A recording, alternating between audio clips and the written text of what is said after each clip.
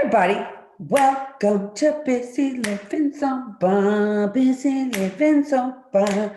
Busy Living Sober. Oh my gosh. You seem mighty happy today.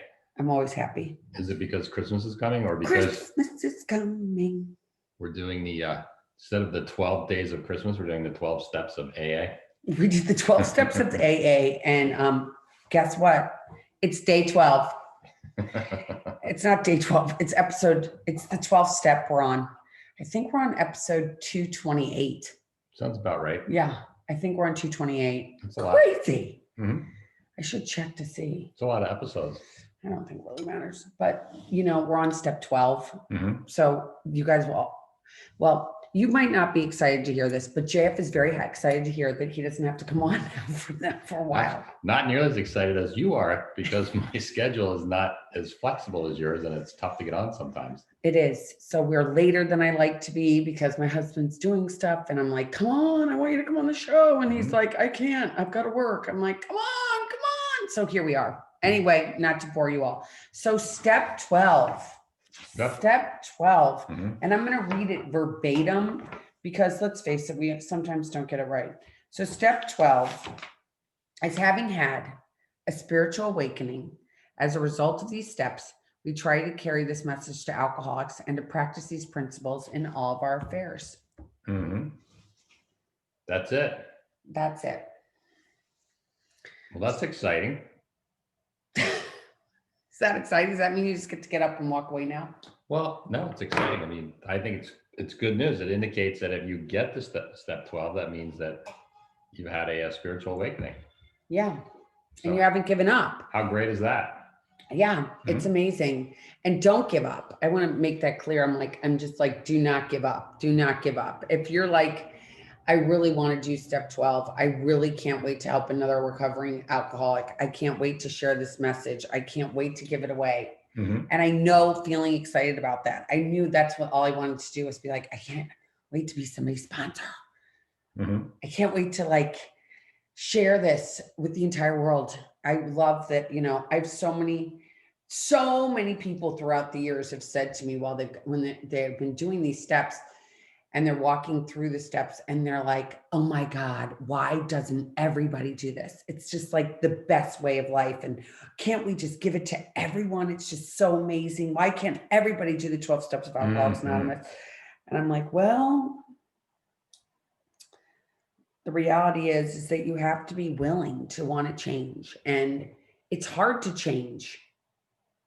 It's hard to walk through all these steps it's really hard to and get closer to God and work through these steps, and God being good orderly direction, a group of drunks, or God Almighty in the sky, whatever that God needs to be for you, that higher power. But you have to get close to that to feel as though you've had that spiritual awakening, right? Mm-hmm. So you've had this spiritual awakening. And for me, it wasn't really a burning bush or a neon sign. It was more like peace and serenity. I'm going to give a little bit of my story about what it was like once I hit step 12 and what it's like today. And so I couldn't wait to finish the 12 steps. And I did it within my first year. And then I couldn't wait to sponsor people. And in my first 5 years, I sponsored people, and every person I sponsored went out and drank. So I'm like, oh my God, it's all about me. Mm-hmm. I really do not know how to sponsor people. So you know what? I'm not going to sponsor anybody for the next 5 years. So I didn't sponsor anyone. So I sponsored people from 1 to 5 and then no one from 5 to 10. I didn't. Mm-hmm. I just didn't. But during that time, I was building Busy Living Sober. I was getting certified as a recovery specialist. I was doing all other sorts of things, which was helping. I was doing service, but just not on the 1-to-1 level, because I didn't believe that my ego is so big that I believed that I was the reason these people were drinking. It was not about the fact that maybe the person really wanted to drink more than they wanted to be sober. I thought that no, it's all powerful Elizabeth, which is not true. Mm-hmm. And so that was my first. So by the time, so we're going to fast forward to year 10, which was 4 years ago. And today, I spend how many hours a day? Beats me, but you have several people that you're helping, and you're very hands-on and spend a lot of time with them. He was nicer about this today on the podcast than he was yesterday. Yesterday's like, too many things, people, too much. It's okay for right now, but you can't get any more. It's enough. I don't want you, I want you to myself. I'm like, I get it. But I have to tell you, what I get from sponsoring other people, and it just helps me beyond anything I could ever imagine telling anybody. It's given me this life that I learn so much when I sponsor somebody. I learn,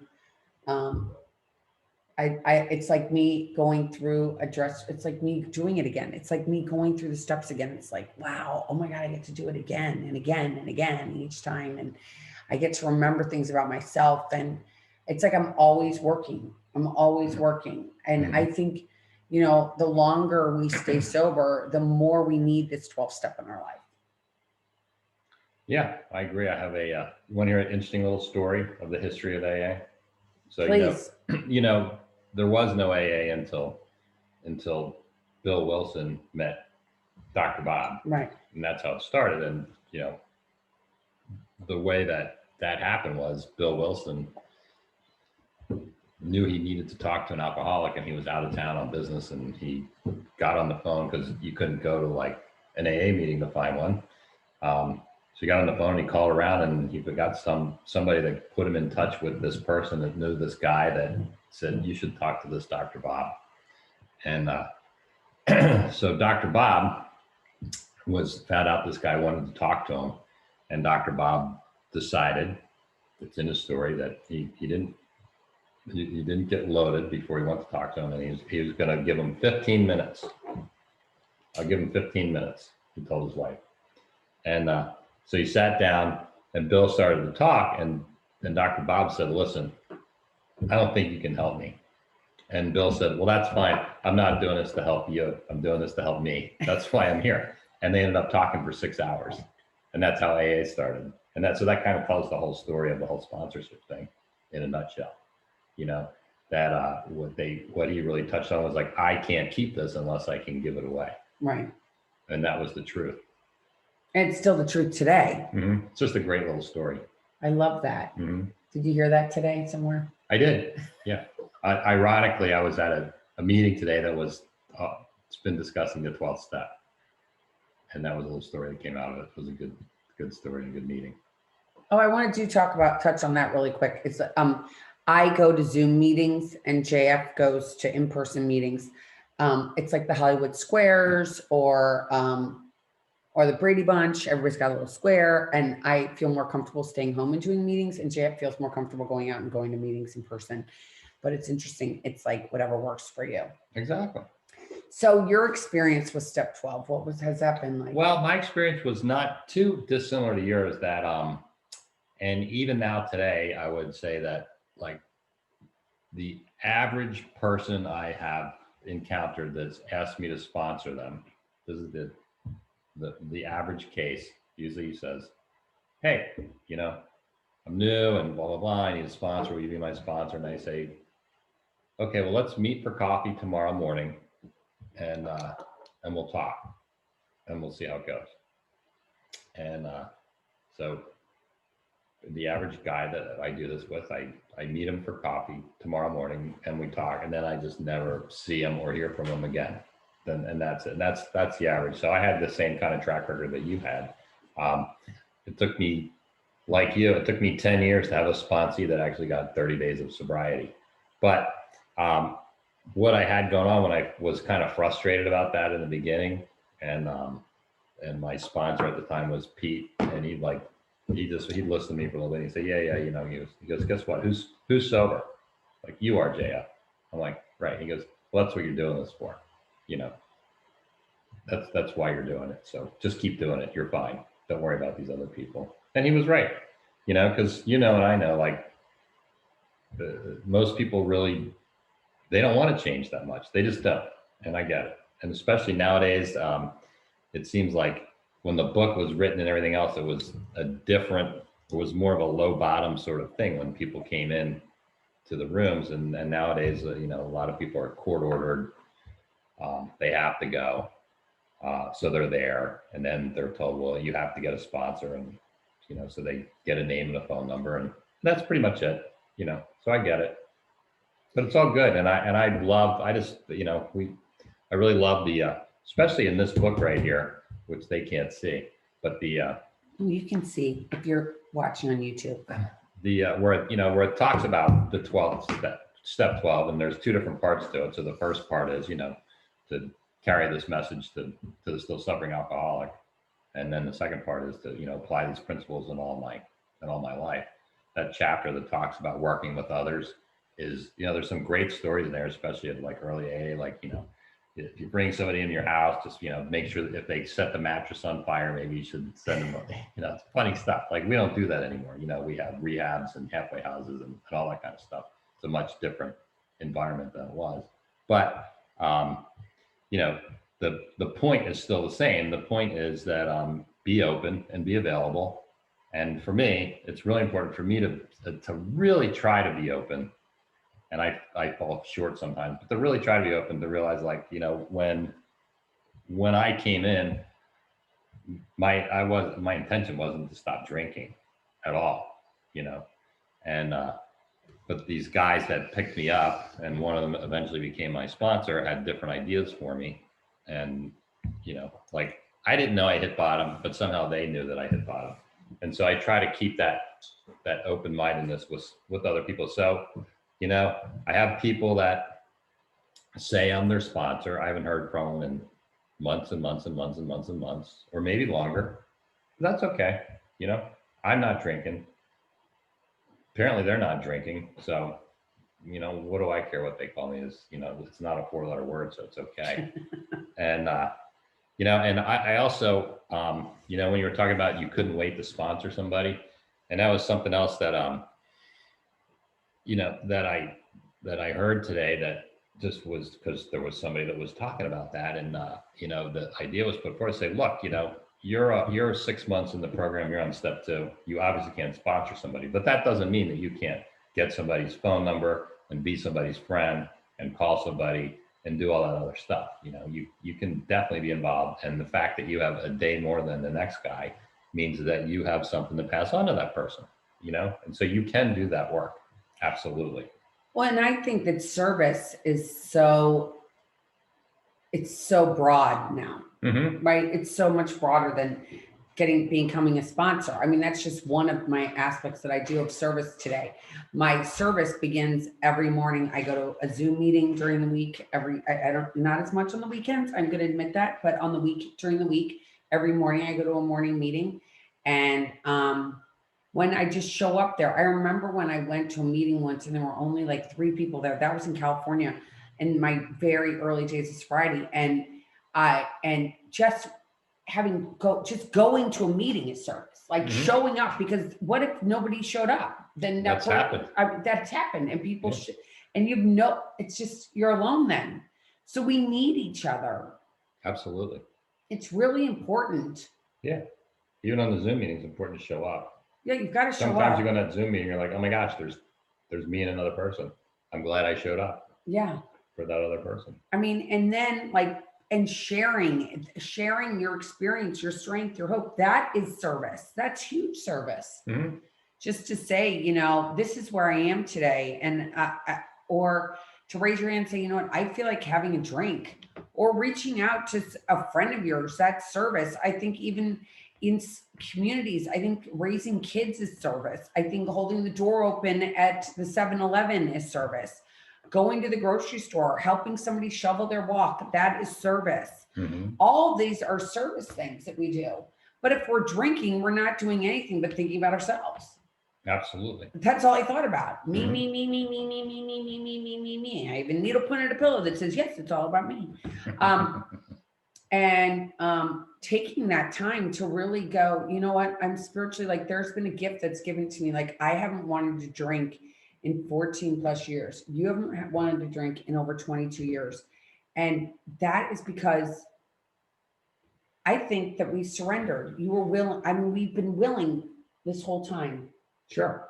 And we're continue to be willing. Yeah. I mean, you know me, I had that burning bush moment with my surrender, but that was a long time ago. But right, the willingness is that I got to keep coming back and I got to keep showing up and I got to keep thinking like it's change or die. Doesn't matter how long you've been in the program, you know, I got to be willing to think that maybe somebody else has a better idea than I do. That's the bottom line for me. Yeah, and change or die. That's a huge concept that I was telling somebody today. I'm working with somebody who's new in recovery, and she has every excuse in the world, and she poo-poos what has happened in her life and all this stuff. Anyway, long story short is that I literally said to her today, I'm like, we have to change everything. And I didn't understand that when I first got sober. They were like, you're gonna have to change everything. And I really, it was for the sake that I actually took myself out of society. And I say this all the time. I took myself out of society. It was like planting a tree. I planted my tree. I had to water it. I had to take care of it. I had to call my sponsor every day, numerous times a day, throw up on her, tell her what I was doing. Then she'd say, go make dinner. I would do that and I wouldn't drink that day. And I'd get another day. And then I get another day. And then I get another day. And I was always worried about yesterday. I was always worried about yesterday, what I did yesterday, or what I even said like an hour before or 2 hours before. I was constantly playing these tapes over in my head. What did I do? What did I say? Oh my God, that person didn't like me. And, you know, getting okay with me took a long time. And in fact, I still work on it on a daily basis. And because I just want to be free. I don't want to be only thinking about me. I don't want to only be critiquing where I am at that moment. I want to be free. I want to really feel freedom. Mm-hmm. And that's, you know, and that's part of the beauty of working with others is that I mentioned it the other day is that you know, I learned through time in the program and working all these steps that, you know, oh, I have this empty spot inside of me that I try to fill up with all these different things. You know, and the list is endless of starting with booze and drugs, and then it goes on from there. And, you know, what you guys taught me was, you know, you got to fill it up with God. But at some point, I need to get away from just being focused on what am I doing to fill up myself, right? That because once again, I'm only thinking about me, and you know, so that's what's so nice about working with others is that I just naturally get filled up, and I'm not thinking about me while I'm doing it. You know, it's not an effort, and that's the beauty of it. So you know, I do it, and that's why Bill so desperately needed to talk to Dr. Bob, and that's why Bill told Dr. Bob, "I'm not here for you. I'm here for me." You know, I've never actually said that. I've heard it said, but I understand exactly what he's talking about now because I need to be filled up with what I need to be filled up with, and that does it. I get the focus off of me. I'm at peace. I'm serene, and you know, and that's a feeling that I can take out of that meeting with me and carry it forward after I've, you know, worked with somebody. Absolutely. It's I can tell you this. I worry about my sponsees like my kids in some ways. I'm like, wait a minute, have I talked to them all today? Are they all okay? Are they all doing what they're supposed to be doing? I hope nobody's craving a drink. I pray for them like I pray for myself at night. I'm like, my God, please watch over my sponsees. I think about them all the time. Mm-hmm. And I tell you, like right now, I'm dealing with a personal thing that's really tough that I've been going through, and I'll get it. I'll talk about it, I'm sure, when I'm ready. But we're talking about sub 12 today. But anyway, I'm going through this thing that's very tough and very challenging, and having sponsees is like that is the freaking game changer. If I didn't have these people that I'm working with right now, I can't imagine. Because I get to not think about me and where I could have a pity party and where I could feel sorry for myself and where I could just, I could just go down all these, you know, ad nauseum. I could just keep going and going and going with all the thoughts that I have. And the reality is that I don't need to, I get to focus on my sponsees, what they're doing, what their needs are, listening to them, which gets me out of me. That's why we always say in the beginning, it's like you get a phone number, call someone, because it is this is how this magic works. Like we could not work this magic of sobriety one-on-one. We can't just sit there, excuse me, with this book. Okay. I can't just sit here with this book by myself in my house and read it. Well, here's the funny thing about the book, right? So the book was written in 1939. And when it was written, there was AA meetings in 3 cities in the entire world. 3 cities in And the that was entire world. 3. Akron, Ohio, Cincinnati, Ohio, and New York City. Okay. And there was like 100 people that were sober. And they wrote this book and they sent it out. And the idea was that this book was going to go to every other city that didn't have meetings, and some drunk was going to pick it up and read it, and actually read the first 164 pages and go through the steps by themselves and get to that point of saying, I need to find another alcoholic to work with. And it tells you in the book, well, here's how you find one, because it was different back then. So you call your church, you call your doctor, you call these people, you find another alcoholic, and you go out and you find one, and you tell them your story, you relate to them, and that's how it really got started all around the world. It's incredible to me. It's just incredible. People didn't read the book and say, oh my God, I'm in Seattle, I'm going to drive to my jalopy to Akron to meet these people and do this program. They didn't. They did it out there. They got started on their own. So think about that. That blows me away when I think about that. Like, if that was my only option, and it would have been back then, I have had it so easy compared to those people that had to start it up, Well, I have to tell you, so you're talking about this, and something happened in the meeting I went to this morning, and I went to the Morning Hope meeting that you can find on my website if you ever are interested. And you go to morninghope.com. It's under Morning Hope. It has the Zoom information. We don't have any passwords or anything. You just go and I let you in from the waiting room. But anyway, long story short, there's a gentleman that comes to the meeting who's in Vietnam, and he got there. He's been sober for half a decade. And so he got, and there's only 3 people there. And he's like, the literature person just goes and copies the big book on a copier. And they had no place to meet. So they meet in cafes, and they've been kicked out. But still today, in certain places all over the world, you don't have the opportunity to go down to the local church basement and go meet people. Isn't that crazy? Mm-hmm. If you want to go to an in-person meeting. And I think it's really hard right now in New York City. I know they are starting to open up meetings outside. I know it's difficult because it's like 20 degrees up there and cold and rainy and snowy and all that stuff, but they're meeting outside and around fire pits and different obscure areas. And you can get to meetings today, and you're just like, it's kind of like you just have to find one. I mean, you found one. We're moving soon, so I'm sure I'll find some in my new town I go to. But I just haven't gone here where I am, because again, I'm at this meeting every morning on Zoom, and it's been doing it for me. So and it's very portable. It's very portable. I take it with me on my. It's on your phone. It's on my phone. It's on my iPad. It's on my computer. I tend to normally go on my computer rather than going on my phone, just because I can.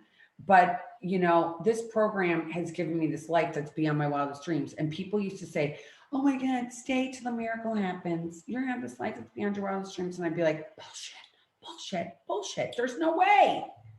But the reality is that it is beyond my wildest dreams. And the reason it's beyond my wildest dreams is not because of, I won the lottery. I have $1 billion. I've got a big house. I've got whatever, all those material things. It's not that. It's totally the spiritual thing. Like, I know that today, like, the one thing that I've had unconditional love from since day one is God. My higher power has given me love forever, has been there by my side for my entire journey since the minute I was conceived. I believe that in my heart. I'm like, there's no way I should be still running around on this planet, given the situations and the places that I went to in my drinking. It was just horrible. I mean, I put myself in positions that were kind of scary many times. And I believe that one unconditional thing that I have in my life more than anything is my God. God's there. He's got my back. And I call him he, you can call him she, you can call him. I know I have a friend who calls God Athena. I have a friend that the sunrise is their God and the sunset. Um, and it's just like knowing that you're not alone and that you can go through this. And if you go on a Zoom meeting or if you go on an in-person meeting, if you call an AA hotline, if you go to a chat room, if you go to Facebook, if you go and you say, I want help, someone will say, I will help you. And guess what? It costs nothing. And it's funny because again, today we were talking about it, and it's not I have to say the crazy part is that it's not a coincidence that we've been talking about step 12 everywhere we're going because we're in the 12th month. So in December, we talk about step 12 in every meeting pretty much because most of the literature, especially daily reflections, are based on the 12th step. So that being said, you know, we get to talk about this right now and get to realize that, you know, this doesn't cost anything. And I know so many people that came into A and they're like, okay, so what's the gig? Who do I write a check to? Who do I pay for the sponsor with? How much money do I give to this? Like your past, how much money is this all going to cost me? Just tell me what I need to do. Who do I write the check to? And the reality is, and I'm totally serious, 110%, there is contributions if you want to make a contribution. But there's no, if you don't have any money, nobody cares. That's true. There's a tradition that says that the only We are, requirement for membership is a desire to stop drinking. It doesn't say $1 in the basket. no, or $2 for that matter, No, just a desire. or $3. It's just a desire. You don't need anything but willingness, the willingness to want to go, all right, I don't want to drink anymore. And I'm willing to listen to you guys for at least an hour, you know, and I'm going to do it once and I'm going to see how I feel after that hour. Hopefully I feel better. Mm-hmm. And if you feel better, maybe you'll go back again. Hopefully. Worked for me. It worked for me. I mean, this morning, I'm just going to give another little story about the meeting this morning because it was really funny.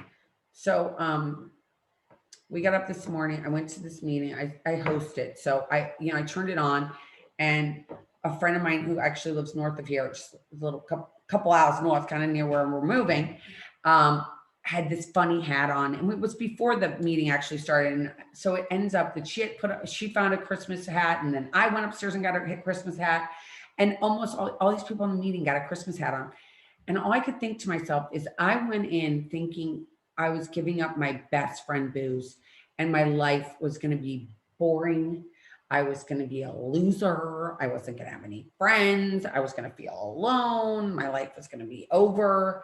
And the reality is that my life today is so much richer than it ever was before. I have real friendships. I have real people in my life that I love and I see every morning, and I don't even know their last names, but I know what's going on in their lives. And I can't wait to see them every day and hear if they have something big going on. I want to make sure they're okay. Mm-hmm. I mean, it's just this amazing life that I never, ever, ever expected. So speaking of life, let's move on. You mentioned that the 12th month was the 12th step, and I was thinking, there's a 12th tradition too that says that anonymity is the spiritual foundation of our program, ever reminding us to place principles before personalities. And in that context, anonymity really means humility. And then we have the second half of the step, which is to practice these principles in all our affairs. So, that kind of means, to me anyway, the principles that I need to walk out the door with, because it's really easy to be in a meeting and be a very spiritual, very tolerant, very patient, very kind person, and then walk out the door and immediately get stuck in traffic and lose it, right? Or go home and lose it, or whatever it is. But to try to bring those principles of humility, honesty, open-mindedness, and willingness out into the broader world. And that seems to be I don't know, for me, that's really where the rubber meets the road is, not when I'm in a meeting, not when I'm working with, recovering person, but when I'm just out in the grocery store at the golf course, wherever it is, where there's quote unquote just people and there's stuff going on, and how am I going to handle myself? And, what kind of person am I going to be? And at the end of the day, when I look back and review my day, how did my day go? Well, what I've learned is, we talk about spiritual progress, not spiritual perfection, and we're human, so perfection is not possible for us, but progress is possible, provided we have the willingness to want to be able to change. And so over this fairly significant amount of time that I've been in the program, I can see how I have changed in the broader world.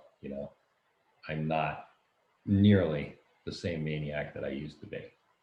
That these principles are working for me. And if I can make myself, when things get a little heated, if I can make myself stop, just for a second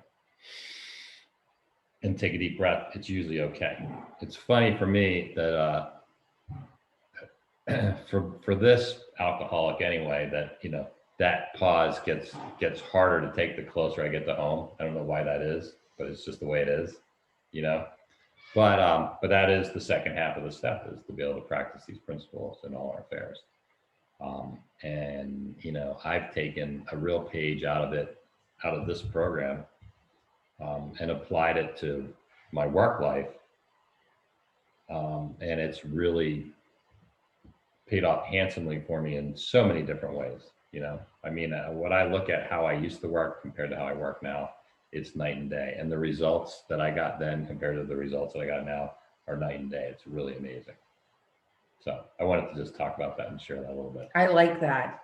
And I can say for myself personally, I'm not, and I think right now, given what's going on in the world in this pandemic, and we're in Florida and it's crazy, there is no COVID in Florida. Just kidding. There is COVID in Florida, but, it's just, I'm in a place where there is, anyway, I'm not going to go off on where I am, but, I do find it hard sometimes to be as kind. I love like the people who work in stores. It's just the other shoppers sometimes, and like the other drivers sometimes. I'm just like, I can be quick to go, oh my, are you serious? Like somebody will just go in front of you, or someone just leaves their cart in the grocery store in the middle of the, But that's all life though. But it is like, but the way that you react to it. So I reacted today, and I'm just telling everybody, mm-hmm. Today there was a guy in the grocery store. His cart was like right in the middle.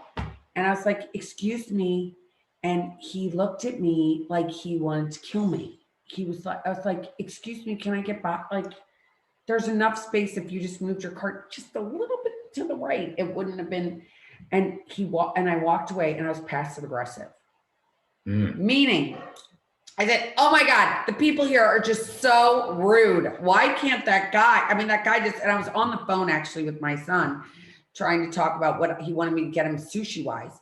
And I was trying to get over to the sushi, and everything's kind of weird now because of COVID, and you can't go here and you can't go there. And there's lines up in places. And I was just like, can I just get by and get over to this little place? There was no one over there, but I couldn't even get back past. So I was passive aggressive. So practicing these principles in all my affairs sometimes.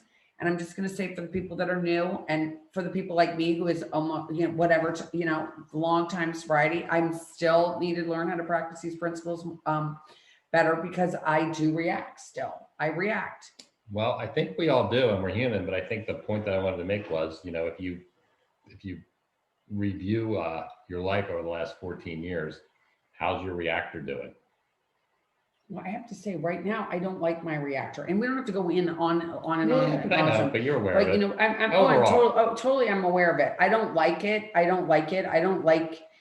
There's a lot of fear it's just a lot of fear and everything else. So I just want to be happy, joyous, and free. So sometimes it's nice that we have COVID and we can just stay at home.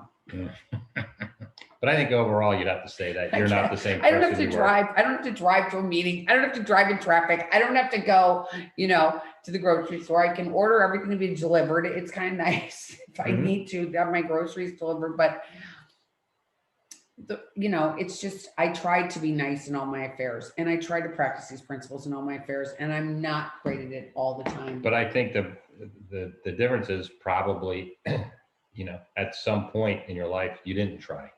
Right. Because you didn't even know. Why didn't you? And now you do. And now I do. And that's the difference. So I wouldn't even recognize what I did. Yeah. You're absolutely doing it. Thank you There you go. for pointing that out. See, so I don't feel bad about myself. you're marching down the road. I don't feel bad about myself. Well, we're all on the same road.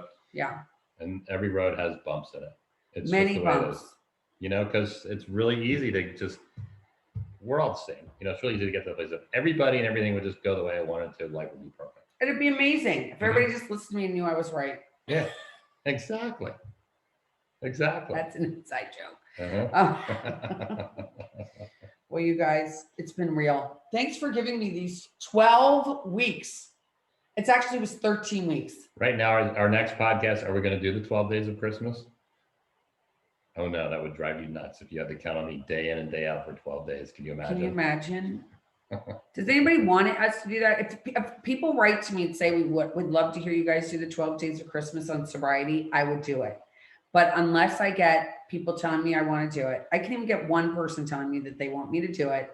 So if you're listening and you want me to do this with JF, which might drive us to divorce court, no, it won't.